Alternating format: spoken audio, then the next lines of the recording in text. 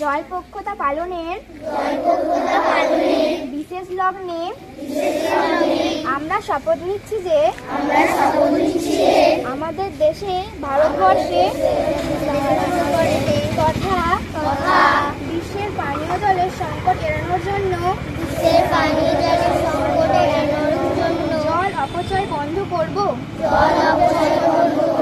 এবং বন্ধু বান্ধব পরিবার পরিজন ও এলাকাবাসীদের সচেতন করব।